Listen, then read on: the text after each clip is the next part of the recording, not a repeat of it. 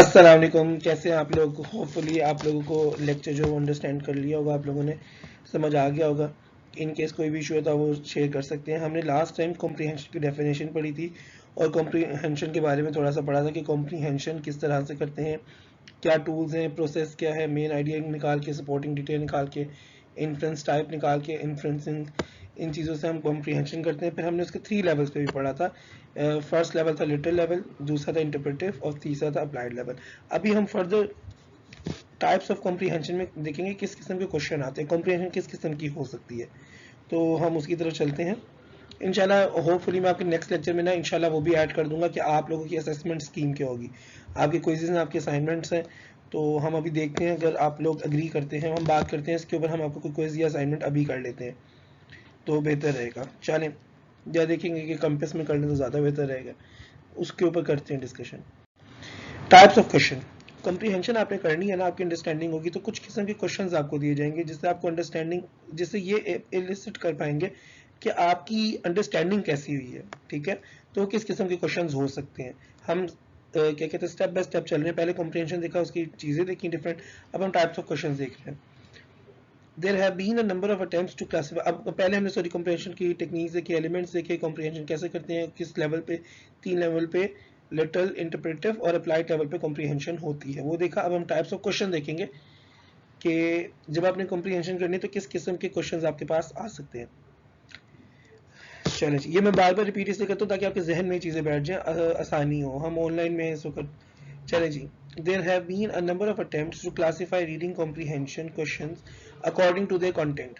एक बहुत ज़्यादा कोशिश हो चुकी है इस चीज़ के ऊपर कि जो आपकी रीडिंग कॉम्प्रीहेंशन है, जिससे आपने अंडरस्टैंडिंग डेवलप करनी है आपके नॉन फिक्शन या फिक्शन टेक्स्ट की, उसके लिए कि किस किस्म के क्वेश्चंस हो सकते हैं, उनकी टाइप्स को क्लासिफाई किया जाए। The classification that follows is not particularly original. जो क्लासिफिकेशन आएगी ना, वो लाजमी नहीं है कि वो खास वही ओरिजिनल वही है जी। It is intended to be useful as a form और चेकलिस्ट। ये बेसिकली इसलिए बनाई गई है कि आप लोगों के लिए चेकलिस्ट हो। जैसे अगर आपको कॉम्प्रीहेंशन का क्वेश्चन आता है तो आप देख लें कि आपको पता हो कि कौन सा कॉम्प्रीहेंशन किस टाइप का है। तो वो हम डिफरेंट टाइप्स जो है उसको भी हम देखेंगे। आप एक चेकलिस्ट बना लें कि हाँ जी आपकी कॉम्प्रीहेंशन अच्छी हो गई कि नहीं हुई है। By classifying your questions against it, you can find out whether you are omitting any important kind of question. अगर आप एक चेकलिस्ट बना लेंगे और अपने क्वेश्चंस को इसके साथ क्लासीफाई कर लेंगे तो आपको ये पता चल जाएगा कि कोई खास इंफॉर्मेशन तो नहीं है ऐसी जो क्वेश्चन के थ्रू आपने पूछनी थी, या कोई खास क्वेश्चन तो नहीं है जो आपका मिस हो रहा हो। And this failing to give practice in some important skills. और कहीं ऐसा तो नहीं हो रहा कि आपको इम्पोर्टेंट स्किल्स हैं क्वेश्चंस करके जो आपने फाइंड करने थे या क्वेश्चंस बनाने थे, उसमें आप लोगों ने क्या कहते हैं कोई चीज़ मिस ना कर दी हो। तो इस क्लासिफिकेशन का आपको अल्टीमेटली फ़ायदा होगा, जिससे आपको ये पता चल जाएगा कि आप अगर ये सारे क्वेश्चंस कर लेते हैं ना तो यार, तो आपको ये पता चल, मतलब आप ये चेकलिस्ट में चेक कर लेते हैं, हाँ जी हमने सारे क्वेश्चन कर लिए, तो आपको ये क्लियर हो जाएगा कि हाँ जी आपने सारे क्वेश्चन कर लिए और कोई मिस ना हो रहा, कोई इंपॉर्टेंट चीज़ जो है वो मिस नहीं होनी चाहिए। So that's why it's very important कि आप ये क्वेश्चन जो है ना सारे कर लें अपने आप से। ये से एक प्रैक्टिस है बेसिकली। पेपर के अंदर तो क्वेश्चन आना आपको फौरन खुद आइडेंटिफाई उसी वक्त करना होगा कि अच्छा जी ये कौन सा वाला क्वेश्चन की टाइप है, अच्छा और मैंने अब इसका आंसर कैसे निकालना है। देखिए जब आपको क्वेश्चन का समझ आएगा ना कि ये क्वेश्चन की टाइप ये वाली है, तभी आप लोग इस काबिल हो पाएंगे। अब मतलब you will be able to answer it properly. Answer it okay जी। Divided into 6 types. ये 2 मार्क्स एक शॉर्ट क्वेश्चन बन सकता है। What are the 6 types of comprehension questions? तो आप उसमें सिंपल लिख दीजिए literal, reorganisation, inference, prediction, evaluation, personal response. अच्छा, अब आपने सिर्फ यही लिखना, आपने इनको एक एक लाइन में एक्सप्लेन भी नहीं करना। ठीक है, आप सिंपल या एक एक लाइन में एक्सप्लेन भी कर दें तो ज्यादा हो जाएगा। नहीं नहीं, 2 मार्क्स के लिए ना आप लोगों ने सिर्फ इतना ही करना है कि आप बस इनके नाम लिख दें, तो दैट्स इट। लिटरल क्या होता है? जो स्टेट किया जाए। रीऑर्गेनाइजेशनल जो होगा वो ऑर्गेनाइजेशन पैटर्न से रिलेटेड हो गया। इन्फ्रेंस जो आप डिडक्शन करेंगे उसकी बेस पे कंक्लूजन होगा। प्रेडिक्शन आप कोई ऐसा क्वेश्चन हो जिसकी बेस पे आप फ्यूचर के इवेंट के बारे में बता रहे हो। इवैल्यूएशन जिसमें तज्जिया, और पर्सनल रिस्पॉन्स जिसमें आप जाती ओपिनियन वगैरह कोई दे रहे हो। तो ठीक है जी, अब हम इनको वन बाय वन एक एक को, लिटरल को, रीऑर्गेनाइजेशनल को, इन्फ्रेंस को, प्रिडिक्शन को, इवैल्यूएशन को और पर्सनल रिस्पॉन्स को एक एक करके हम इनको देखेंगे। चलें जी, literal types. Literal type questions क्या होते हैं? Refers to an understanding of the straightforward meaning of the text. Straight forward meaning, जैसे कुछ लोग होते हैं ना बड़े स्ट्रेट फॉरवर्ड होते हैं, मुंह पे बात कर देते हैं, जिनको हम कहते हैं मुंह फट। लेकिन ना जो अच्छी चीजें हैं ना हमने उनको बुरा नाम दिया, मुंह फट। जो बुरी चीजें ना हमने उनको बड़ा अच्छा किया, जैसे कोई फजूल किस्म का एक्ट आ रहा हो ना तो हम कहते हैं बड़ा जी बोल्ड एक्ट किया है। गलत चीज को हम अच्छा करके पेश कर रहे हैं, बुरी चीज को हम बुरी चीज को अच्छा करके पेश कर रहे हैं, अच्छी चीज को हम बुरा करके पेश कर रहे हैं। So this is how we are changing things. आप सल्लल्लाहु अलैहि वसल्लम की हदीस है, क़यामत के करीब जो कुर्ब क़यामत के वक्त होगा तो उसमें ये जो वक्त आएगा फसाद दौरे फतन जिससे हम गुजर रहे हैं, इसमें बुराई को बुरा ही नहीं समझा जाएगा। यही चल रहा है। आपके जो लिटरल टाइप्स क्वेश्चंस होते हैं ना उसमें स्ट्रेट फॉरवर्ड मीनिंग आपका पूछा जाता है टेक्स्ट का, कि आपके उस तरह के क्वेश्चंस पूछे जाते हैं जिससे आपको ये पता चल सके उनको कि आपकी टेक्स्ट की अंडरस्टैंडिंग कितनी है। सच एज फैक्ट्स, जैसा कि आपके कोई फैक्ट्स एंड फिगर्स पूछ लिया जाएगा कि कोई आप नंबर बता दें, जैसे हमने वो नंबर स्कैनिंग वाला किया था। वोकैबुलरी का मीनिंग वर्ड पूछ लिया जाएगा कि इसका मीनिंग बताएं। डेट्स पूछ ली जाएंगी, टाइम्स एंड लोकेशंस। तो ये सारे के सारे बेसिकली डील करते हैं आपके स्ट्रेट फॉरवर्ड अंडरस्टैंडिंग से। Questions of literal comprehension can be answered directly and explicitly from the text. अच्छा, इस तरह के जो क्वेश्चन होंगे ना, आपको जो पैसेज दिया गया होगा आप डायरेक्टली उसको देखेंगे और वहीं से डायरेक्ट आंसर निकाल सकते हैं। Explicitly from the text. Explicitly होता है जो चीज एक्सप्रेसिव वो एक्सप्लेन की गई हो, अपने आप में खुद एक्सप्लेन कर रही हो, तो आप वो डायरेक्टली निकालेंगे और वहां से आप उसका आंसर जो है वो कर देंगे। इसमें आपको ये लिखने की अपनी तरह से लिखने की जरूरत नहीं है। पास्ट और कॉम्प्रिहेंशन के क्वेश्चंस ये जो लिटरल टाइप होते हैं ऐसे होते हैं कि टेक्स्ट के अंदर उनका आंसर वर्ड टू वर्ड मौजूद होता है। आप लोग क्या कर सकते हैं कि आप एज इट इज वहां से उठाएं और वो ही आंसर लिख दें, ठीक है। पर ये टेक्निक आपके लेवल पे पसंद नहीं की जाएगी। कॉम्प्रिहेंशन आएगा ना तो आप लोगों ने क्या करना है कि आपने उसका आंसर कोशिश करना है अपने वर्डिंग के अंदर दें, that would be fine. Reorganization types is based on literal understanding of the text. ये भी literal organization पे ही बेस करती है। Students must use information from various parts of the text and combine them for additional understanding. Difference क्या है?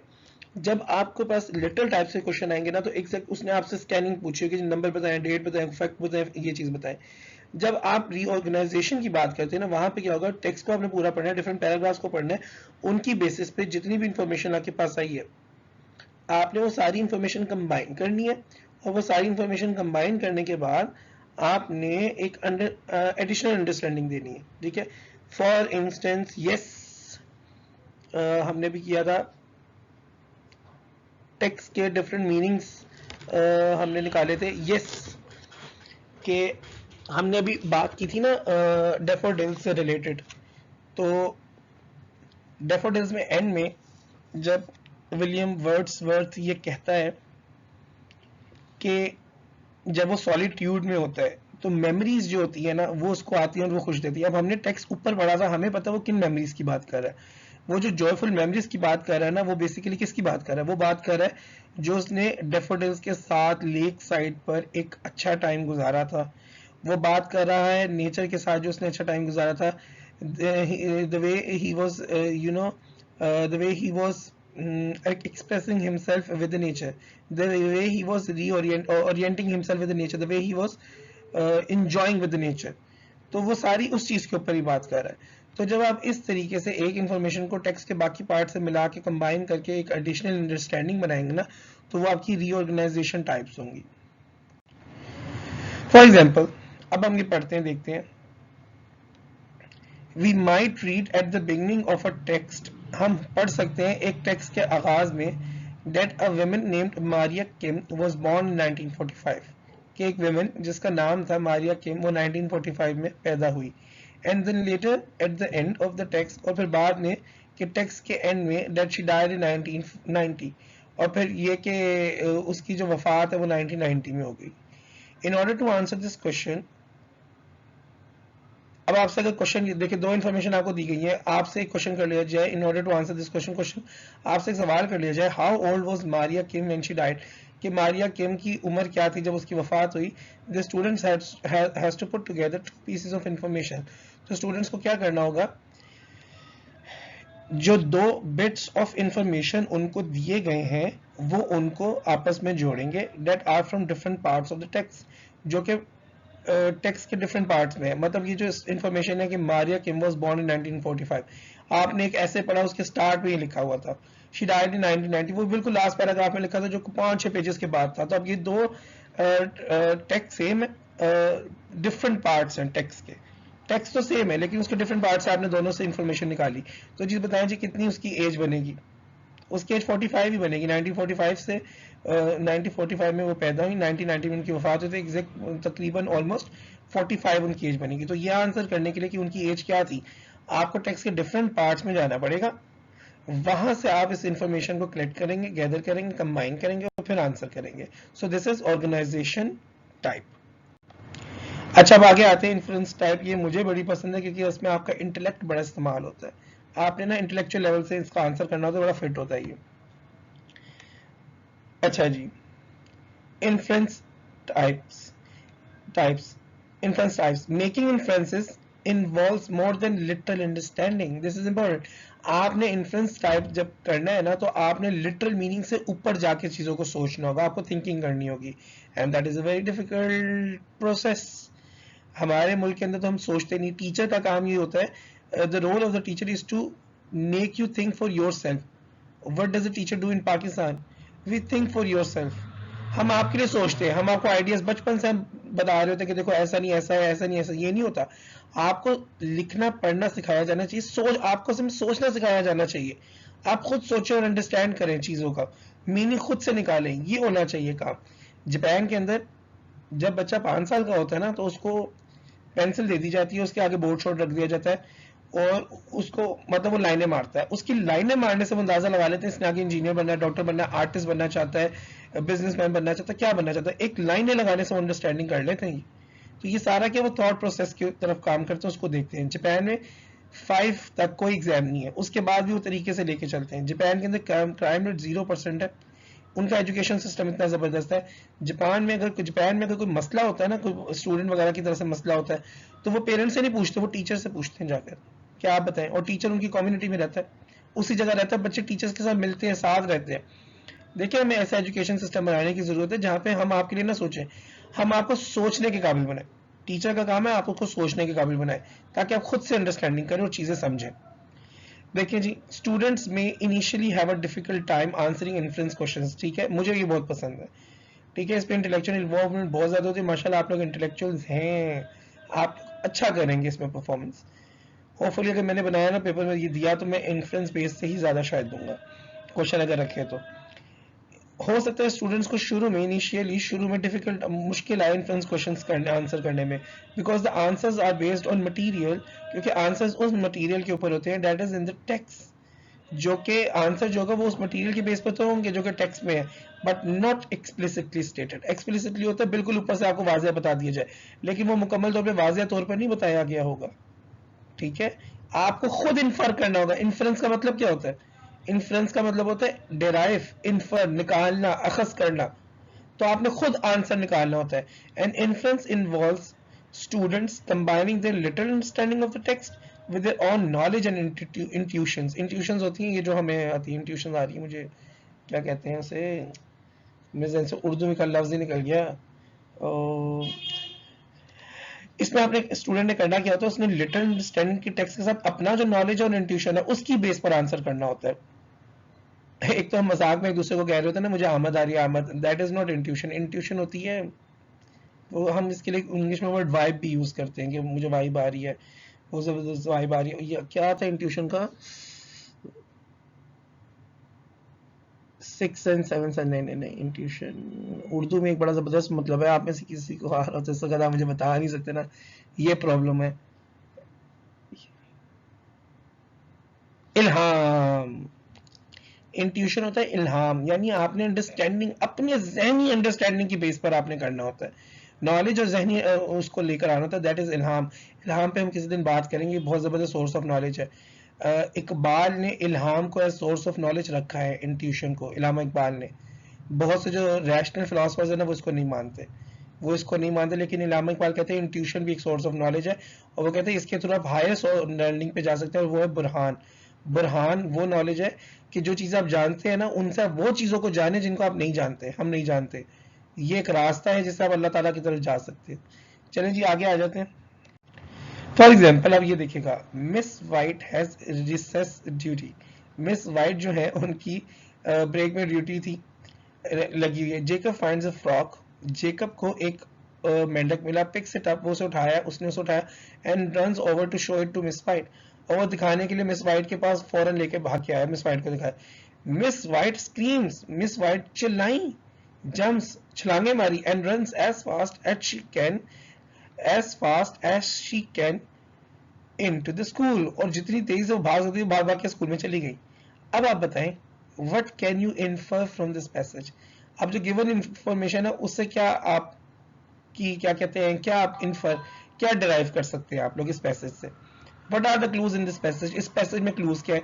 clue आप देखिए जी, clue आपके पास है Jacob finds a frog, frog जो runs show it to Miss White, और Miss White के clue क्या है जी, frog finds a frog, shows, show के लिए फिर screams, jumps and runs।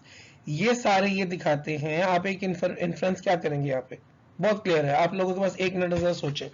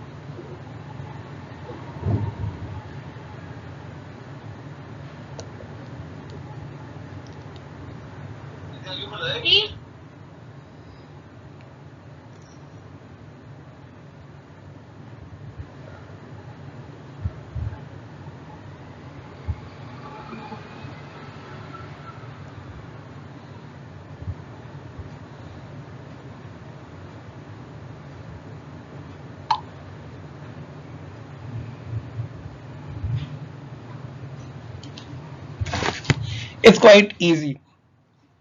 What can you infer from this passage? We can infer from this passage that Miss White is afraid of frogs. She has a phobia for frog। किसी चीज से आपको डर लगता है ना, उसे फोबिया कहते हैं।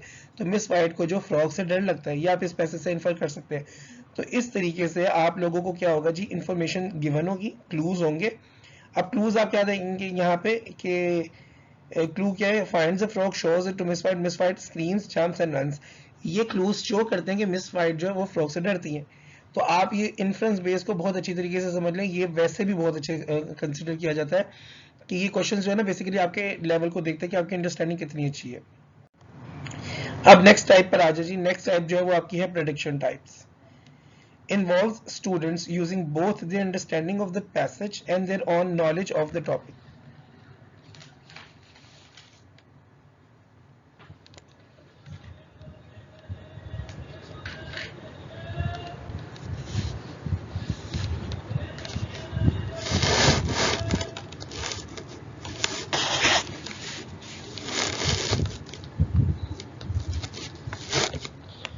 सॉरी, इसमें स्टूडेंट्स की जो अंडरस्टैंडिंग होती है ना पैसेज, वो भी इन्वॉल्व होती है, और जो उनका नॉलेज होता है ना टॉपिक के ऊपर, वो भी इन्वॉल्व होता है। And related matters in a systematic fashion to determine what might happen next और आफ्टर स्टोरी एंड। इसमें देखिए ना, प्रेडिक्शन का मतलब क्या होता है। प्रेडिक्शन का मतलब होता है प्रोफेसाइज करना। आप किसी फ्यूचर इवेंट्स के बारे में प्रोफेसी करें, बताएं किसी के बारे में, ठीक है।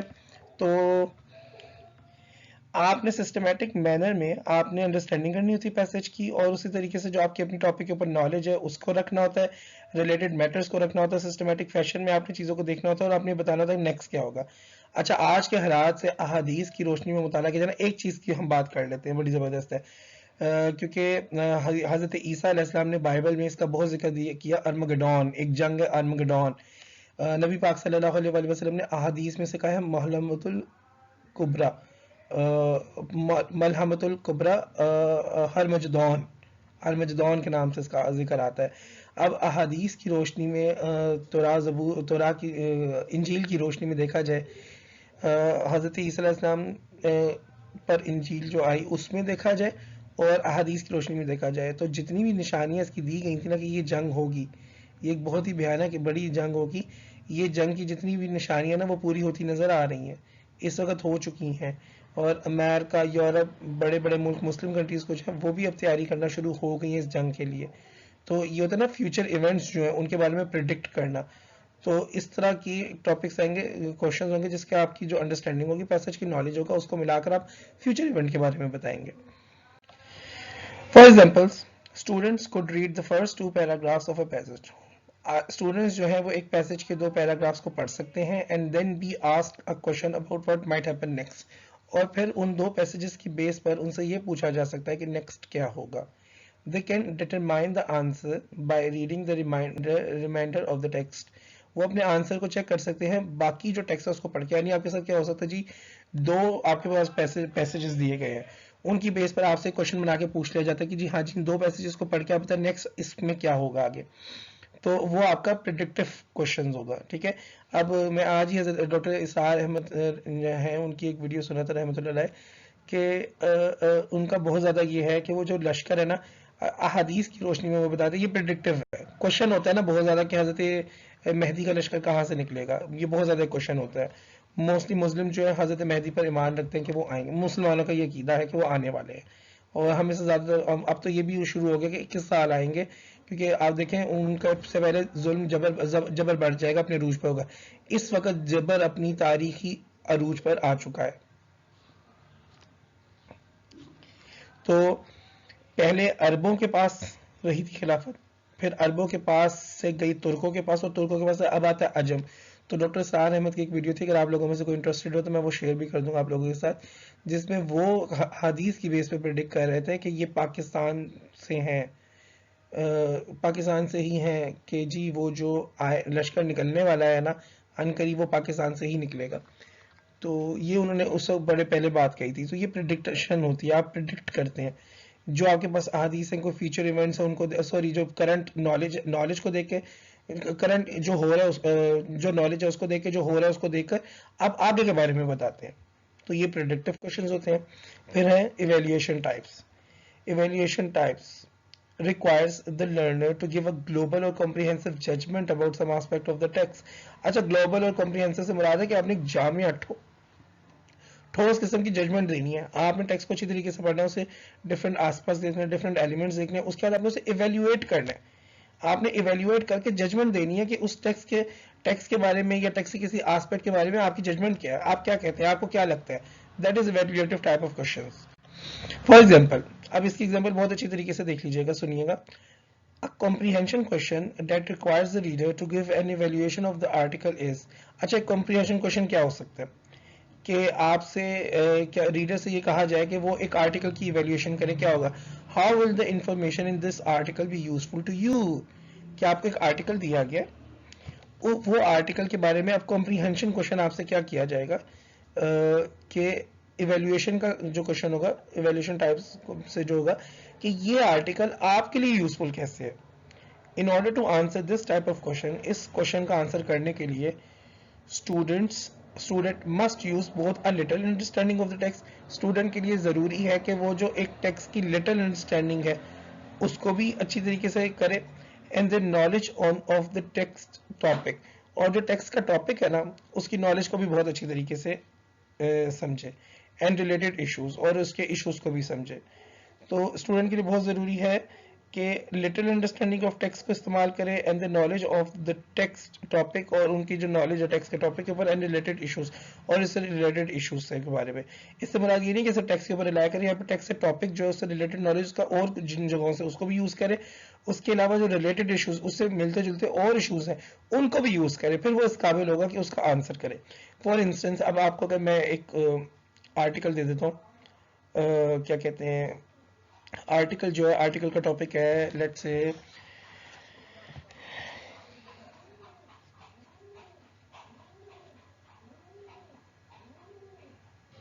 Updated knowledge relating to nursing. Updated knowledge relating to nursing. आपसे मैं कहूँ ये आर्टिकल आपके लिए कैसे यूजफुल है, आप उस आर्टिकल को पढ़े, उसमें आप देखेंगे अपडेटेड नॉलेज अबाउट नर्सिंग में वो बताते हैं कि कितने पेशेंट के लिए कितनी नर्सेज होने चाहिए, कितने स्टाफ होना, नर्सिंग का नर्स पैरामेडिकल स्टाफ को रखना चाहिए, फिर नर्सिंग में क्या ज़रूरी चीज़ें हैं जो आपको आनी चाहिए। तो फिर आप इसको इवैल्यूएशन करके मुझे आंसर में ये बताएंगे कि हमारे यहाँ कितने पेशेंट्स पे कितनी नर्सेज होती हैं, जबकि कितना इंटरनेशनल स्टैंडर्ड कितना इतनी होनी चाहिए। फिर उसके अलावा आप ये बताएंगे कि नर्सेज को क्या क्या फैसिलिटीज़ दी जानी चाहिए, नर्सिंग किस तरीके से करनी चाहिए, नर्सेज तो तैयार है करने को, आया नर्सेज को वो प्रॉपर फैसिलिटीज़ मिल भी रही हैं कि नहीं मिल रही हैं। तो वो सारा आप अपनी इवैल्यूएशन करेंगे। तो इस तरीके से आप ये बताएंगे कि ये आर्टिकल हमारे लिए यूज़फुल है कि इंटरनेशनली के अमूमन जो स्टैंडर्ड्स पूरी दुनिया में चल रहे हैं वो ये हैं, हमें जो प्रोटोकॉल, हाँ पूरी दुनिया के अंदर जो प्रोटोकॉल चल रहे हैं वो ये हैं, और जो हमें प्रोटोकॉल दिए जा रहे हैं वो ये हैं। तो ये हमारे लिए आर्टिकल इस तरीके से यूज़फुल है कि हम अपनी इंफॉर्मेशन और उसको मिलाकर हम सारे टॉपिक के इशू को रेज करें कि हमारे यहाँ भी पाकिस्तान के अंदर भी नर्सेस, इतने पेशेंट्स पे इतनी नर्सेज होनी चाहिए।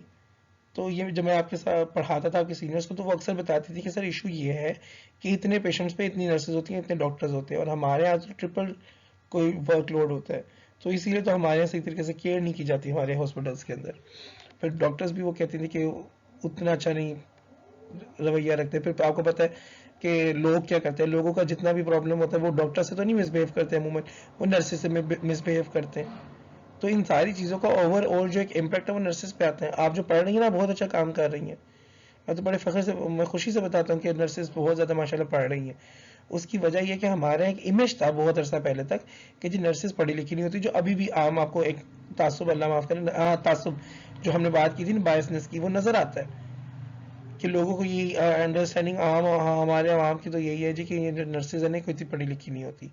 लेकिन आप लोग पढ़ी लिखी हैं, मेरे साथ जो पहले आपकी सीनियर्स नहीं, वो तो कमाल का माशाल्लाह उनका इंफॉर्मेशन था, चीज़ों को टैकल करना, उनकी इंग्लिश बेहतरीन। अभी हमारा कैंपस में होगा ना इंटरेक्शन, तो मुझे यकीन है आप लोग भी बड़ी बेहतरीन होंगी, इंग्लिश बहुत अच्छी होगी, आपका नॉलेज बहुत अच्छा होगा, अंडरस्टैंडिंग बहुत अच्छी होगी। बस बात है कि आपकी इन्वायरमेंट वर्किंग ऐसी बना दी जाती है कि इतना स्ट्रेस होता है, स्ट्रेस में आके लोग फिर मतलब उनके बिहेवियर ख़राब हो जाते हैं। तो ये था इवेल्यूएशन टाइप क्वेश्चन। इवेल्यूएशन में आपने फिर अपनी जजमेंट देनी है। आप उसमें बेसिकली आर्टिकल में जब आंसर करेंगे ना, तो आप ये बताएंगे कि आपकी क्या जजमेंट है, आपको क्या लगता है कि किस तरीके से चीज़ होनी चाहिए, किस तरीके से आर्टिकल आपके लिए यूजफुल रहा। अच्छा जी, personal response types requires readers to respond with their feelings for the text and the subject. इसमें ये होता है कि रीडर से ये कहा जाता है कि वो अपनी अपनी फीलिंग्स बताएं टेक्स्ट के बारे में, सब्जेक्ट के बारे में, जो कुछ उनको नजर आ रहा है टॉपिक में, उसके बारे में वो क्या फील करते हैं, उनका क्या ओपिनियन है, वो उसको किस जाविये से देखते हैं। ठीक है, एक थीरी है बहुत चल रही है आजकल, उसका नाम है रीडर रिस्पॉन्स थीरी। उसमें ये होता है कि रीडर बताए कि रीडर को टेक्स्ट पढ़ने के बाद कैसा लगता है, उसकी क्या फीलिंग्स है, उसकी क्या इंटरप्रिटेशन हो, उसको क्या लगता है कि इसका क्या मीनिंग है, उसको क्या लगता है कि इसमें क्या डिस्कस किया जा रहा है। रीडर को राइटर के बारे में नहीं बताया जाता, रीडर को टाइटल का नहीं बताया जाता, रीडर को पोएम, ऐसे, मतलब नॉवल, कोई भी चीज़ हो, आपको कोई भी मटेरियल दिया जाएगा, आपको उसका वो नहीं दिया जाएगा कि लिखने वाला कौन है, आपको इवन टाइटल हेडिंग भी नहीं दी जाएगी। रीडर ने खुद उसका मीनिंग जो है ना वो अखज़ करना है। That is reader response theory. तो this one is personal response types questions. These are these are closed, these are close to reader response theory. The answers are not found in the text. जो answers होते हैं ना वो आपको text में नहीं मिलते, दे कम स्ट्रिक्टली फ्रॉम द रीडर्स। वो सारे के सारे रीडर्स के आते हैं, उनका अपना जो एक्सपीरियंस होता है ना रीडिंग का वो बताते हैं। While no personal responses are incorrect, जबकि कोई भी पर्सनल रिस्पॉन्सेज जो है वो इनकरेक्ट नहीं होते, they can not be unfounded. वो ये नहीं होने चाहिए कि अनफाउंडेड हो, वो टेक्स्ट से बिल्कुल ही बेस ना कर रहे हो। यानी टेक्स्ट बात कर रहा है मेडिकल के बारे में, आप बात कर रहे हैं जाके पायलट के बारे में, इस तरह नहीं होने चाहिए। आंसर होने उसके रिलेटेड ही चाहिए, लेकिन आपके अपने ओपिनियन होने चाहिए। They must relate to the content of the text, वो टेक्स्ट के कंटेंट से रिलेट करने चाहिए, and reflect literal understanding of the material. और उसके अंदर ये भी नजर आना चाहिए कि आपने टेक्स्ट का लिटरल अंडरस्टैंडिंग, जो टेक्स्ट की लिटरल अंडरस्टैंडिंग है वो बहुत अच्छी की है। ठीक है, आप समझ रहे हैं इस पॉइंट को कि आपने जो आंसर्स करने हैं वो आपके पर्सनल एक्सपीरियंसेस होने चाहिए। ये नहीं होना चाहिए कि आपसे बात जो है वो टेक्स्ट में की जा रही है किसी एक टॉपिक पे, आप आंसर करें किसी और टॉपिक पे। जैसे अक्सर आपने देखा ना हमारे पॉलिटिशियंस के साथ होता है, उनसे पूछा जाता है कोई क्वेश्चन तो वो आगे से कहीं और का रिप्लाई करना शुरू कर देते हैं। जैसे ये उस्मान बुज़दार के साथ हुआ था, उससे पूछा गया था कि जी उस्मान बुज़दार से ये पूछा गया कि ये वीट क्राइसिस आया हुआ है, तो आप वीट क्राइसिस में क्या कहेंगे? तो उस्मान बुज़दार ने कहा हाँ जी हमें पता है, हम एक हिकमत अमली बना रहे हैं, हमारी हुकूमत बड़ी एफिशिएंट है जी, हमारी हुकूमत बहुत अच्छे तरीके से काम कर रही है। अब देखिए ना, पूछा कुछ जा रहा है, टेक्स्ट में किसी और चीज़ की बात हो रही है और वो आंसर कुछ और करी जा रहा है, ये नहीं करना। इसी तरीके से देखें ना, अभी मरीम नवाज से भी कुछ सवाल किया गया था मॉडल टाउन के सामने पर, तो वो तो इधर उधर घुमा घुमा के निकल जाते हैं। यही चीज़ है कि जो चीज़ टेक्स्ट में बात हो रही है ना, आपने रिस्पॉन्स उससे से देना है। तो पर्सनल रिस्पॉन्स जो होगा ना, बेसिकली वो आपका जो होगा वो टेक्स्ट से ही होगा। तो पर्सनल रिस्पॉन्स टाइप्स क्वेश्चंस जो होंगे ना, वो आपकी अंडरस्टैंडिंग पर होंगे, आप उसे किस तरह, आपका एक्सपीरियंस क्या है टेक्स्ट का, उसकी बेस पर आपने उसके आंसर करने हैं। अच्छा जी, एन एग्जांपल देख लेते हैं। An example of a comprehension question that requires a personal responses. एक कॉम्प्रीहेंशन का क्वेश्चन जिसका आपको पर्सनल रिस्पॉन्स आंसर देना होगा, वो क्या हो सकता है? व्हाट डू यू लाइक और डिसलाइक अबाउट दिस आर्टिकल। आपको एक आर्टिकल दिया जाता है और आपसे कहा जाता है बताएं जी आपको इसमें पसंद क्या है और आपको इसको में पसंद क्या नहीं आया। लाइक एन इवेल्युएशन क्वेश्चन, एक इवेल्युएशन के सवाल की तरह, students have to use both their literal understanding, students को अपनी लिटरल अंडरस्टैंडिंग यूज करनी पड़ेगी and their own knowledge to respond, और उनकी अपनी जो नॉलेज है ना रिस्पॉन्ड करने के लिए वो भी यूज करनी पड़ेगी। चले जी, फॉर इंस्टेंस मिसाल के तौर पर हम बात करते हैं, आप पढ़ते हैं जी एक आर्टिकल, हाँ जी एक आर्टिकल आपने पढ़ा, आर्टिकल आप ये पढ़ रहे हैं, आर्टिकल में ये लिखा हुआ उसने कि जो नर्सिस हैं, strike off nurses on mall road, mall road पे मैं एक मिसाल दे रहा हूँ, strike off nurses on mall road, ये आर्टिकल है। आर्टिकल में उसने लिखा जी कि नर्सिस ने स्ट्राइक कर दिया माल रोड पर, नर्सिस अपनी पे रेज की बात कर रही है, स्ट्रक्चर मांग रही है जी कि हमें स्ट्रक्चर जो है वो बिल्कुल बराबर दें जैसे 17 और 18-19 स्किल्स में हमने दूसरों को दिया हुआ है। फिर उनके साथ प्राइवेट नर्सेज भी हैं, प्राइवेट नर्सेज कह रही हैं जी हमारी भी वही होनी चाहिए, हमारे भी फंड्स और अलाउंसेस वही होने चाहिए, ठीक है, ठीक है वही होने चाहिए, हमारे ड्यूटी आवर्स थोड़े कम करें। ये आपकी क्या कहते हैं, वो बता रहा है आर्टिकल के अंदर कि नर्सेज की ये डिमांड्स हैं, और उसके साथ साथ वो उसमें ये भी बताएगा कि इन डिमांड्स में क्या कहते हैं, ये आपने डिमांड्स की हैं जी कि आपका पे स्केल बढ़ाएं, स्ट्रक्चर अच्छा करें।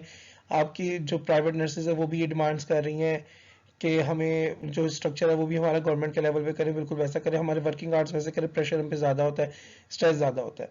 फिर उसके बाद आपने रोड्स ब्लॉक कर दिया, आपने जगह बंद कर दिया। अब जो राइटर है ना वो साथ साथ ये भी लिख रहा है कि जी बता रहा है कि उनका ओपिनियन, अपना राइटर ओपिनियन दे रहा है कि जो नर्सेज जो स्ट्रक्चर डिमांड कर रही है वो ठीक नहीं है, उनका स्ट्रक्चर इतना ही ठीक है, उनको हम हाईली पेड नहीं कर सकते।